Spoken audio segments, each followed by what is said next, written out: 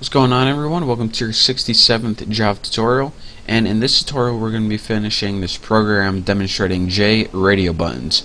So where we left off on the last tutorial, we pretty much made 4 different kinds of fonts, and now what we need to do is pretty much take that text field and we need to set it equal to a font by default.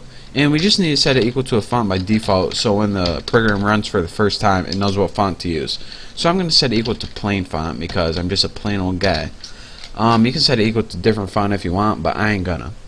So now what we need to do is pretty much create an add item listener for each button.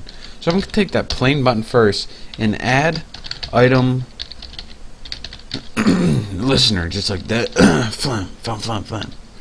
There we go, got to clear out my throat. And the parameter this add item listener takes is going to be this. Get out of my way. New handler class, and for the constructor we're going to pass in the plain font. Now what happens is this.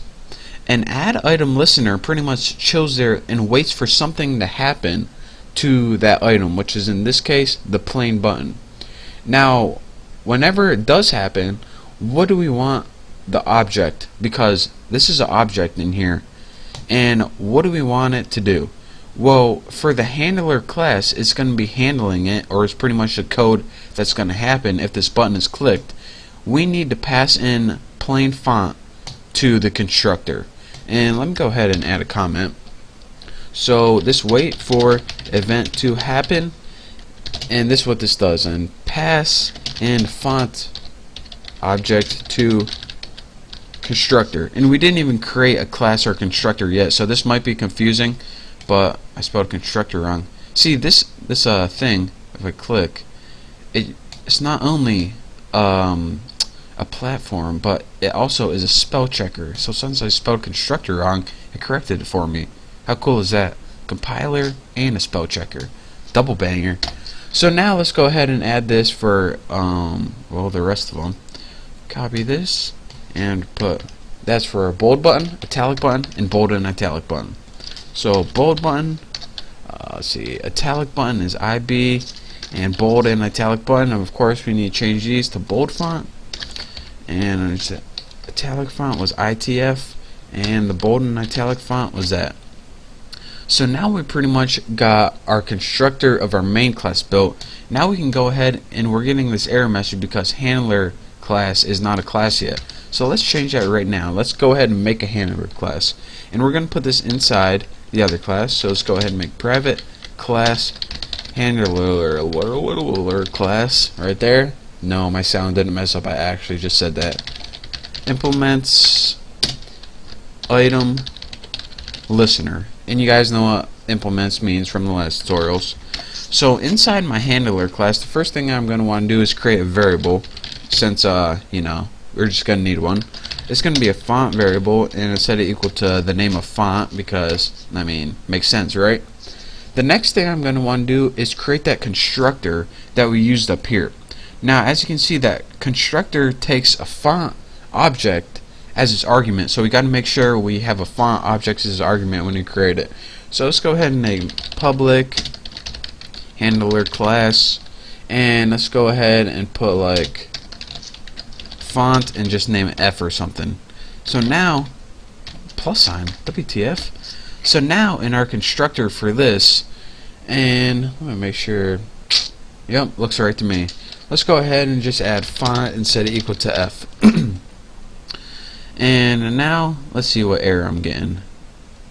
Oh, I must inherit the abstract method item listener item state changed. So since we use item listener, it has a method in it called item state change that we need to use. So let me add a comment to here, and what this does is the font object gets variable font. This is pretty much just changing the object we pass in to the variable font. So now that we implemented from item listener, we need to use that method called item state changed. So let's go ahead and make a new method called public void doesn't return anything, item state changed, and if I spelled that right, we should be good.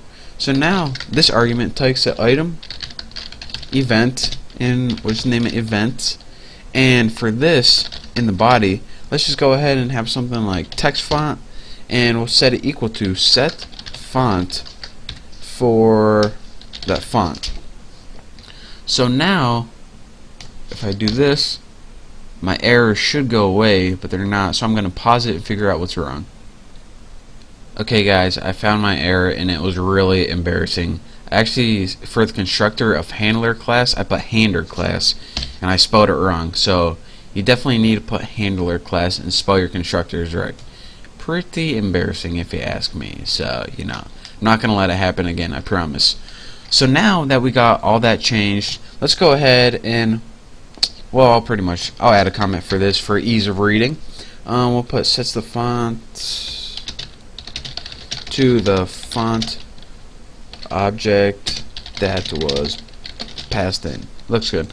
So, well, let me go ahead and run this, then I'll talk you guys through it. So I'm just going to use my same object from last tutorial. If you didn't watch my last tutorial, then pause the video right now and copy that. And I'm just going to go ahead and run this, and hopefully it works. So now we got Bucky is awesome as hot. Thank you. And it's plain by default, like we said before. And now you can see these radio buttons, since they're part of a group,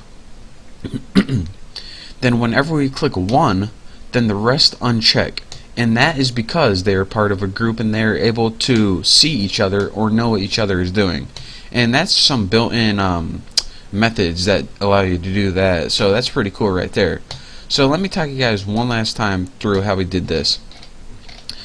Well, let's see. Let's just get to the hard stuff. We made variables. We added all the stuff to the screen right here. Bam. Here's the confusing stuff. Aside from adding all the stuff to the screen, here's what we did. We pretty much need to add item listener to each button so that something can sit on those buttons and wait for it to be clicked or unclicked. Now, add item listener, this built-in method, it takes this handler class object as a parameter.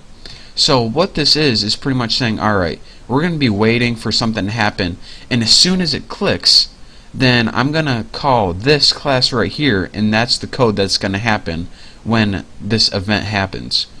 So now that we told it, alright, we want you to wait for something to happen, and when it happens, do this, we said, alright, what do we want to do? Well, we created a new handler class, and the constructor for that class is called handler class, of course, and it takes a font object. So let's go ahead and look at that constructor right now. The constructor, all it does is it gets that font, which was plain font, and sets it equal to the name font, or the variable font. And why do we need to set it equal to this variable? So we can use it later on to set the font.